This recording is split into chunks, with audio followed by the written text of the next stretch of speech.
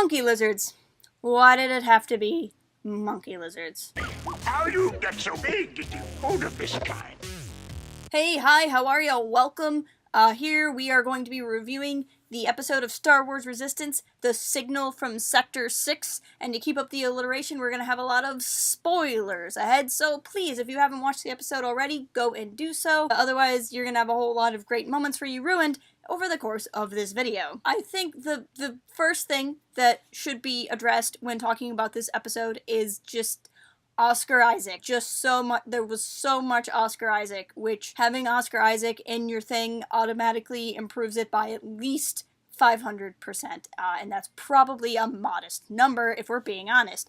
There was so much Poe in this episode, and it was great. So the premise is Kaz wakes up on a sleepy morning, Yeager is being typical, vague, and mysterious mentor figure, takes them off, and lo and behold, Poe is there with a spare X-Wing and a spare droid, and they're gonna go off and, in theory, just kind of have like a nice little chat in space. We get a nice little reunion moment between Poe and BB-8, and it was great to see them together again. We also meet the droid CB-23, a more pinkish version of BB-8. CB becomes the pal for Kazuda, while BB-8 is hanging out with Poe. What I really liked here is I loved the kind of standoffishness rivalry between the two droids that kind of turned into this sort of bonded dynamic between the two of them by the end of the episode. I just kind of liked it because at first it seemed like the dynamic was going to be it's just a standoffish droid who was upset because she wasn't getting attention from Poe anymore, and was it going to be like Droids in Distress from Clone Wars all over again, and it's like, oh man, the new droid's the mole, I'm so shocked, right? But instead it actually just kind of became this way for BB-8 to get this little friend,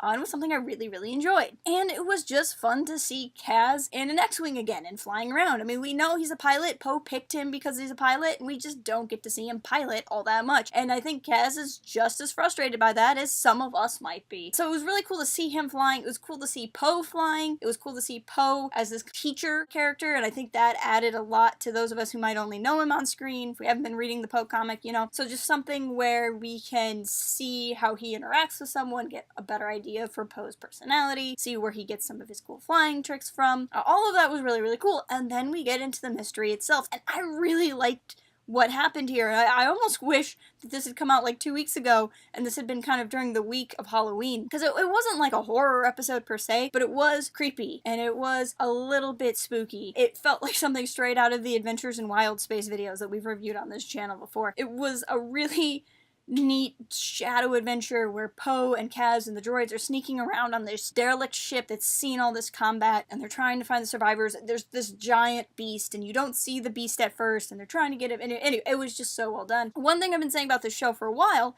is that it does the kind of goofy, kid-appropriate humor, but it does it in a context where the humor feels right. So here you have something spooky, and it's very traditional to have humor in something that's scary, because you want something that kind of breaks the tension, something to kind of nervously laugh at. But rather than just having Kaz and Poe just having shenanigans, they did it by adding the Kowakian monkey lizards, who are just going to go around doing monkey lizard things. And so it created this context for humor that was slapsticky that also kind of made sense, alright? Like, whatever the ship was shipping was clearly several kinds of animals, and it ended up being a really great foreshadowing moment because the giant beast was, of course, a giant Kowakian monkey lizard. I must admit, when I saw this for the first time, I was like, really? It's a giant Kowakian monkey lizard? This is the beast on the ship? That lasted all about 5 seconds, and I was like, you know what, I don't even care. This is just cool. I'm just gonna go with it. I mean, at this point, just go with it. And so I think it just kind of worked in the sense of, you've seen like the mini versions and you get the big scarier version. So, you know, you see the monkey lizards around and they're not really dangerous, they're just annoying, and then you kind of get to the big scary one.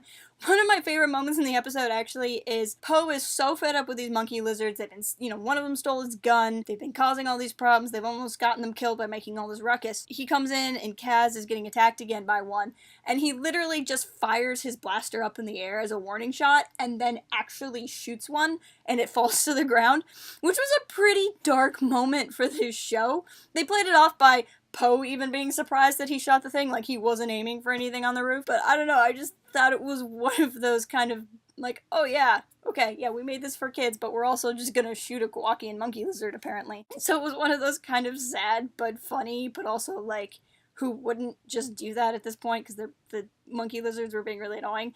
It was a really good balance there, and I don't know why that moment just kind of struck me as oh, okay, we're actually going to shoot the thing. Another kind of interesting thing is they found the quote-unquote ship member, and Poe being Poe, you know, Poe wants to be the hero. This is the character we kind of saw in The Last Jedi. He wants to be the hero and do the heroic thing over the smart leader thing. And they rescue this person from the ship, which albeit they should have done. But as soon as they rescue this person, when they get back to Yeager's ship, Yeager is like, I don't like this. This doesn't seem right. And I gotta admit, when I saw the person they rescued, I thought she looked familiar, and who I really thought looked familiar was the Trandoshan who got attacked in the hallway. And if you look back at Triple Dark, we'd definitely seen the Trandoshan before. It really looked like we had seen the lady that they rescued before. I was kind of figuring it was going to end up being they accidentally saved a pirate, and I think this is great for the irony that Kaz is out here once again trying to find all this First Order activity, and once again he's so busy chasing the First Order that he misses the pirate in their midst. And of course we know that the pirates are working with the First Order, and that there's this larger chain of events and how they're kind of ironically causing their own problems. And like what I was saying with Poe, is Poe so badly just wanted to save a person from the ship that he didn't stop to think that maybe he should take the girl back to the Resistance base and figure out who she is. So it just felt very much like the Poe that we saw in the film before, and they're trying to show that Poe does a good thing and he is a good person, but he's not really thinking through all of his actions, which is of course why he's the perfect mentor for Kaz. The final note I would like to say on this episode is Poe was talking to Kaz very much as if Captain Doza was his kind of big suspect for being in league with the First Order. And this is something we kind of talked about on our Streamcast prior to this, which is our weekly video podcast that we do, and something I talked about in last week's review as well, which is who is the quote-unquote mole on the Colossus. And right now it seems like Poe thinks it is. I'm still not really sure if that's because it is Captain Doza and we got the reveal and I just didn't realize it, or if Captain Doza is still a red herring for a bigger plot afoot.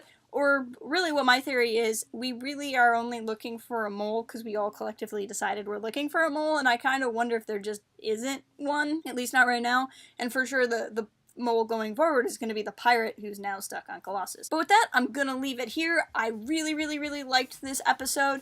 I liked seeing the kind of third faction involvement. I liked seeing Poe. They kind of took the story of Resistance out of this kind of isolated area where they're just kind of dealing with the stories that are right here, and kind of brought it back into this more galactic scale again, mostly by the inclusion of Poe. So this was just kind of a fun change of pace kind of episode. I liked that it was a little bit dark and creepier. Let me know what your thoughts are on the episode in the comments below. If you're not already, please follow us at Port Haven Forums on Twitter and visit port-haven.com for even more. And until next time, keep it real and fly casual. Cooking candy box!